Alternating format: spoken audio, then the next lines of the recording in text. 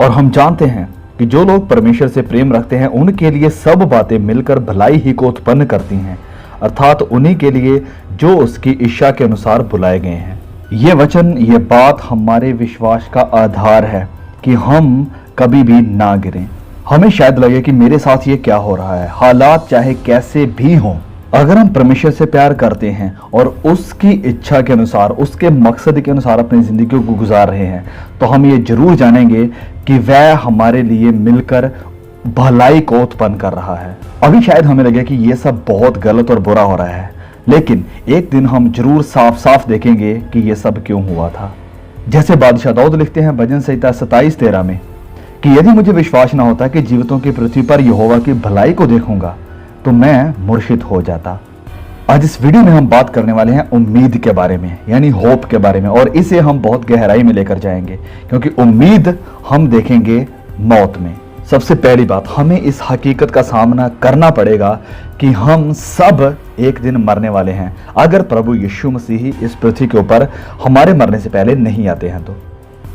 मौत यानी मृत्यु यानी डेथ एक ऐसी अपॉइंटमेंट है जिसे हम कैंसिल नहीं कर सकते हैं। बिल्कुल साफ साफ पवित्र बाइबल में इसके बारे में लिखा गया है, इब्रानियों अध्याय 9 और उसके वचन 27 में, कि जैसे मनुष्यों के लिए एक बार मरना और उसके बाद न्याय का होना नियुक्त है। नियुक्त इंग्लिश में लिखा है अपॉइंटेड। इस पृथ्वी के ऊपर अगर आप चाहें तो किसी भी अपॉइंटमेंट को, नियुक्ति को कैंसिल कर सकते हैं, इसे पोस्टपोन कर सकते हैं, लेकिन इस अपॉइंटमेंट को आप मिस या इसे पोस्टपोन या आप इसे कैंसिल नहीं कर सकते। और ये अपॉइंटमेंट है डेथ के साथ, मौत के साथ। और इस बात को ध्यान में रखिए कि मौत सब चीजों को खत्म नहीं कर सकती है। We do not cease to exist. हम जीना बंद नहीं कर देते हैं, हम अपने मोड को चेंज कर देते हैं। हम इस दुनिया को छोड़कर एक दूसरी दुनिया में जा बसते हैं। इस दुनिया के परे भी एक दुनिया है और जहां पर हम सबका न्याय होगा। वचन में लिखा है कि मनुष्यों के लिए एक बार मरना और उसके बाद न्याय का होना नियुक्त है, अपॉइंटेड है। और हम सबको जवाब देना पड़ेगा हमारी जिंदगियों के बारे में कि हमने कैसे अपनी जिंदगियां इस पृथ्वी के ऊपर बिताई हैं। और सबसे जरूरी बात जिसके लिए हमें जवाब देना पड़ेगा वो है कि यीशु मसीह के बारे में, उसके सुसमाचार को सुनकर हमारा रिस्पॉन्स या हमारा रिएक्शन उसके प्रति क्या था। कोई भी वर्ल्ड व्यू या विचारधारा अगर उम्मीद देती है सिर्फ इसी दुनिया के लिए, तो वो इंसान को असल उम्मीद या असल होप नहीं दे रही है। और मेरे हिसाब से, जहां तक मैं जानता हूं, मसीही वर्ल्ड व्यू ही सिर्फ एक ऐसा वर्ल्ड व्यू है जहां पर इंसान को पॉजिटिवली, लॉजिकली एक उम्मीद है मृत्यु में या मृत्यु के उस पार भी। इस चीज को एक बार नहीं, दो बार नहीं, कई बार वचन में स्पष्ट और साफ और क्लियर किया गया है, प्रभु यीशु के द्वारा और उसके चेलों के द्वारा भी। प्रभु यीशु ने वो बात कही अपने चेलों से जो आज तक ना किसी और धर्मगुरु ने या किसी और मजहबी लीडर ने ऐसी बात कभी नहीं कही है। प्रभु यीशु क्या कहते हैं अपने चेलों को कि तुम्हारा मन व्याकुल ना हो या चिंतित ना हो, तुम परमेश्वर पर विश्वास रखते हो, मुझ पर भी विश्वास रखो। मेरे पिता के घर में बहुत से रहने के स्थान है, यदि ना होते तो मैं तुमसे कह देता, क्योंकि मैं तुम्हारे लिए जगह तैयार करने जाता हूं। और यदि मैं जाकर तुम्हारे लिए जगह तैयार करूं तो फिर आकर तुम्हें अपने यहां ले जाऊंगा कि जहां मैं रहूं वहां तुम भी रहो, जहां मैं रहूं वहां तुम भी रहो। और फिर संत पौलुस भी लिखते हैं अपने खत में, पहला कुरिन्थियों अध्याय 15 उसके वचन 19 में, कि यदि हम केवल इसी जीवन में आशा रखते हैं तो हम सब मनुष्यों से अधिक अभागे हैं, सब मनुष्यों से अधिक अभागे हैं। अगर मेरा विश्वास, मेरी उम्मीद सिर्फ इसी जिंदगी के लिए, सिर्फ इसी संसार के लिए है, तो हम सबसे ज्यादा अभागे हैं। हम एक सपने में जिंदगी गुजार रहे हैं, एक फैंटेसी लाइफ को जी रहे हैं। लेकिन इसके विपरीत, इसके उल्ट सच्चाई ये है कि मसीह यीशु के ऊपर हमारा विश्वास हमें इस मृत्यु से लेकर, हमें कब्र से लेकर प्रभु यीशु मसीह के द्वारा हमें अनंत जिंदगी की तरफ लेकर जाता है। तो आप शायद अब देख सकते हैं कि बाइबल हमें एक उम्मीद देती है इस मृत्यु के, इस संसार के परे भी। और ये सिर्फ कोई नए नियम की शिक्षा ही नहीं है। कुछ लोग कहते हैं कि नया नियम ही है जो मृत्यु के बाद जिंदगी की बात करता है, लेकिन यह बात बहुत ही गलत है। लोगों ने बाइबल की सच्चाई को, पुराने नियम की गहराई को नहीं जाना है। बहुत से वचन और बहुत सी एग्जाम्पल्स हैं जो हम पुराने नियम से ले सकते हैं। चलिए हम कुछ को लेते हैं। जैसे हम जानते हैं कि जब दाऊद का बेटा मर जाता है तो दाऊद कहता है कि अब वो मेरे पास लौटकर नहीं आएगा, वरन मैं अब उसके पास जाऊंगा। जिसका मतलब है कि दाऊद बादशाह को ये उम्मीद थी, ये पता था, विश्वास था कि हमें इस पृथ्वी को छोड़कर एक दूसरी पृथ्वी पर, इस संसार को छोड़कर एक दूसरे संसार में जाना है। ओके, तो अभी हम नीति वचनों से दो वचनों को, दो आयतों को पढ़ेंगे। सबसे पहले नीति वचन अध्याय 11 और उसके वचन 4 से लिखा है कि कोप के दिन धन से तो कुछ लाभ नहीं होता है। कोप के दिन यानी क्रोध के दिन, जिस दिन पिता परमेश्वर अपने क्रोध को इस पृथ्वी के ऊपर प्रकट करेंगे, उस दिन धन से तो कुछ भी लाभ नहीं होगा, परंतु धर्म मृत्यु से भी बचाता है। धर्म मृत्यु से भी बचाता है।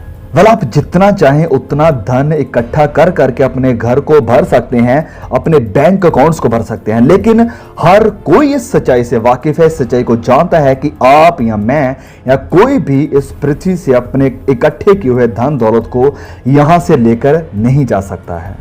मौत खात्मा है सारी संसारिक चीजों का। ये संसारिक चीजें, धन दौलत संपत्ति कुछ भी आपके लिए नहीं कर सकती है जिस दिन आपकी या मेरी मृत्यु होगी। और वहीं दूसरी तरफ जो धार्मिकता है, ये हमें मृत्यु से बाहर निकालती है।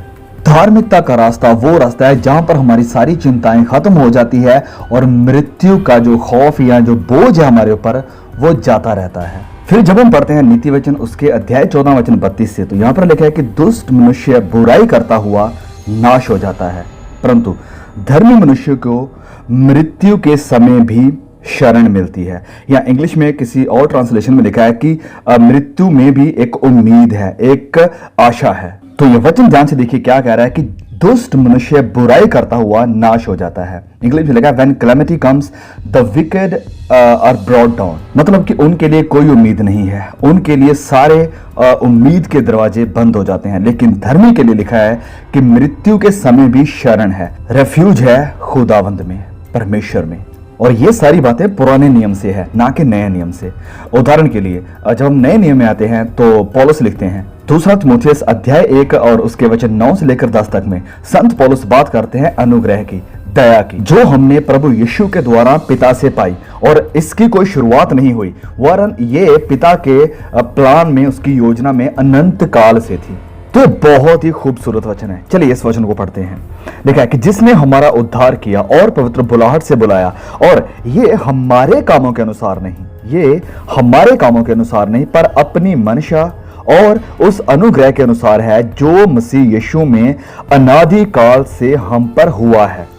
पर अब हमारे उद्धारकर्ता मसीह यीशु के प्रकट होने के द्वारा प्रकाशित हुआ है, जिसने मृत्यु का नाश किया और जीवन और अमरता को उस सुसमाचार के द्वारा प्रकाशमान कर दिया। देखिए आप जो मेरी आवाज को सुन रहे हैं, आप कोई एक्सीडेंट नहीं है। आप परमेश्वर की प्लानिंग का एक हिस्सा हैं और इस सृष्टि की, इस कायनात की रचना होने से पहले ही उसने आपको जाना है। वह आपके नाम को जानते हैं और मसीह यीशु के द्वारा आपको चुनने के बाद उसने आपको एक अनुग्रह दिया है जो आपको चाहिए उस परमेश्वर के मकसद और उसकी प्लानिंग को पूरा करने के लिए।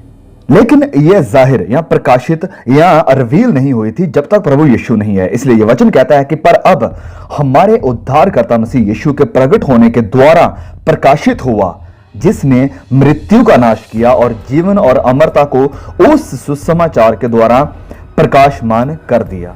वाह, ये सच में कितना ब्यूटीफुल, कितना खूबसूरत वचन है। प्रभु यीशु ने अपनी मौत के द्वारा और जी उठने के द्वारा मौत को मात दी है और जीवन और अमरता को यानी इमोर्टैलिटी को उस सुसमाचार के द्वारा प्रकाशमान किया है। आप जानते होंगे कि यह वर्ड सुसमाचार का सच में एक गुड न्यूज है कि प्रभु यीशु ने हमारी जगह पर मृत्यु को नाश किया है और हमें सबको जीवन और अमरता दी है, जो कोई भी उसके ऊपर विश्वास करता है। इसी बात को संत पौलुस बहुत ही क्लियर करते हैं जब वह लिखते हैं थिस्सलुनीकियों को। तो वह लिखते हैं पहला थिस्सलुनीकियों अध्याय 4 वचन 13 में कि हे भाइयों, हम नहीं चाहते कि तुम उनके विषय में जो सोते हैं अज्ञानी रहो। ऐसा ना हो कि तुम औरों के समान शोक करो जिन्हें आशा या उम्मीद नहीं है। ये फ्रेज, ये वचन उनके लिए कितना दुख से भरा हुआ है जो मसीह यीशु को नहीं जानते हैं, जो उसके ऊपर विश्वास नहीं लेकर आते हैं। पवित्र बाइबल बताती है कि मौत एक विश्वासी के लिए नींद के जैसे है। उसे उम्मीद है कि वह सो रहा है और वह एक दिन जरूर उठेगा, जाग जाएगा अपनी नींद से। फिर संत पौलुस ये कारण भी बताते हैं कि क्यों हमें उन लोगों के जैसे शोक करने की जरूरत नहीं है जिन्हें कोई उम्मीद नहीं है, क्योंकि हम ये विश्वास करते हैं कि प्रभु यीशु मरा और वह मुर्दों में से जिंदा हुआ, और इसी तरह वह जो उसमें मरे हैं उन्हें भी अपने साथ जिलाएगा, उन्हें जिंदा करेगा। प्रभु यीशु का रेजरेक्शन हमारे रेजरेक्शन की एक गारंटी है, अगर हम मसीह में हैं, अगर हमारी पहचान मसीह यीशु बन चुके हैं तो। फिर आगे वचन 15 में पौलुस लिखते हैं, क्योंकि हम प्रभु के वचन के अनुसार तुमसे ये कहते हैं कि हम जो जीवित हैं और प्रभु के आने तक बचे रहेंगे तो सोए हुओं से कभी आगे ना बढ़ेंगे। मतलब कि प्रभु यीशु के आने तक जो जीवित लोग होंगे, जो जिंदा होंगे, वह उसे नहीं देखेंगे, उसे नहीं मिलेंगे, क्योंकि सबसे पहले जो प्रभु में मरे हैं वह उससे मिलेंगे, वह उसे देखेंगे। फिर आगे वचन 16 में लिखा है कि क्योंकि प्रभु आप इस स्वर्ग से उतरेगा, उस समय ललकार, इंग्लिश में लिखा है कमांड, और प्रधान दूत का शब्द सुनाई देगा और परमेश्वर की तुरही फूंकी जाएगी, और जो मसीह में मरे हैं वह पहले जी उठेंगे। तो ये वचन में कह रहा है कि प्रभु यीशु आएंगे एक बड़ी ललकार के साथ। इंग्लिश में लिखा है विद अ लाउड कमांड। ये प्रभु यीशु की कमांड होगी उन सब के लिए जो मसीह में सोए हुए हैं, जो कब्र में है। देखिए, जब प्रभु यीशु ने लाजरस को आवाज दी और प्रभु ने उसका नाम लेकर उसे बुलाया, क्योंकि अगर प्रभु ने उसका नाम लेकर उसे ना बुलाया होता तो शायद सारे मुर्दे बाहर आ जाते। लेकिन इस बार यानी अंत में प्रभु अपनी एक बड़ी कमांड देगा उन सभी को जो उसमें सोए हुए हैं, और प्रधान दूत का शब्द सुनाई देगा, वॉइस ऑफ द आर्कएंजल, सारी पृथ्वी के लिए कि वह देखें कि प्रभु आ रहा है। फिर यह वचन कहता है कि परमेश्वर की तुरही फूंकी जाएगी। तुरही फूंकने का मतलब होता था कि परमेश्वर के लोगों को इकट्ठा करना एक मीटिंग के लिए। तो उस समय परमेश्वर की ललकार होगी, प्रधान दूत का शब्द सुनाई देगा, परमेश्वर की तुरही फूंकी जाएगी, और फिर जो मसीह में मरे हैं वह पहले जी उठेंगे। वचन 17, तब हम जो जीवित और बचे रहेंगे उनके साथ बादलों पर उठा लिए जाएंगे कि हवा में प्रभु से मिले, और इस रीति से हम सदा प्रभु के साथ रहेंगे। मतलब कि हम इस पृथ्वी को छोड़कर जाएंगे, और ये पृथ्वी को छोड़कर जाना वैसे नहीं होगा जैसे आज हम अपनी जिंदगियों में एक्सपीरियंस करते हैं। जब कोई हमारा बिलव्ड वन जिससे हम प्यार करते हैं वह इस पृथ्वी को छोड़कर जाता है तो हम निराश होते हैं, हम सोग में चले जाते हैं, हम शोक करते हैं। हम इस पृथ्वी से जुदा तो होंगे लेकिन थोड़े समय के लिए हम प्रभु से मिलेंगे और फिर एक दूसरे से मिलेंगे। तो उनके लिए जो मसीह यीशु के ऊपर विश्वास नहीं करते हैं और जिन्होंने उसे कबूल नहीं किया अपनी जिंदगियों में, उनके लिए तो मौत एक खौफनाक सच्चाई है। लेकिन जो मसीह में है, जिन्होंने विश्वास किया है, उनके लिए मौत में भी दिलासा है, मौत में भी शांति है, एक उम्मीद है। इसीलिए आखिर में जाकर संत पौलुस कहते हैं कि इन बातों से एक दूसरे को दिलासा दिया करो। मतलब कि मौत आपका फाइनल डेस्टिनेशन नहीं है। इस मौत के पार, इस जिंदगी के पार भी आपके पास एक जिंदगी है, आपके पास एक उम्मीद है, एक सुकून है। तो आज के इस वक्त में, इस बुराई से भरे हुए, गुनाह से भरे हुए, निराशा, चिंता और डिस्करेजमेंट से भरे हुए संसार में हमें जरूरत है एक उम्मीद की, एक दिलासे की, एक इनकरेजमेंट की। तो मैं आज आपको पवित्र वचनों से उम्मीद देता हूं, इनकरेजमेंट देता हूं, और इनके साथ इस संदेश की समाप्ति करते हैं। तो सुनिए इस बात को बहुत ही ध्यान से। अगर आप प्रभु यीशु को जानते हैं तो ये मृत्यु, मौत, डेथ आपके लिए आखिर या एंड नहीं है। ये हमारे लिए वो दरवाजा है जो हमें महिमा से भरी हुई अनंत जिंदगी की तरफ लेकर जाता है। आप सदा के लिए उनसे बिछड़े हुए या उनसे दूर नहीं रहेंगे जो आपके चाहने वाले हैं, जिनसे आप मोहब्बत रखते थे। वरन अगर वह मसीह में हैं तो हम एक दिन जरूर उन्हें मिलेंगे और अपने उद्धारकर्ता प्रभु यीशु से भी मिलेंगे। और इन बातों से एक दूसरे को दिलासा दो, हिम्मत दो कि इस जिंदगी के बाद भी हमारे पास एक जिंदगी है, मृत्यु के बाद भी हमारे पास एक जीवन है। May God bless you all. See you again.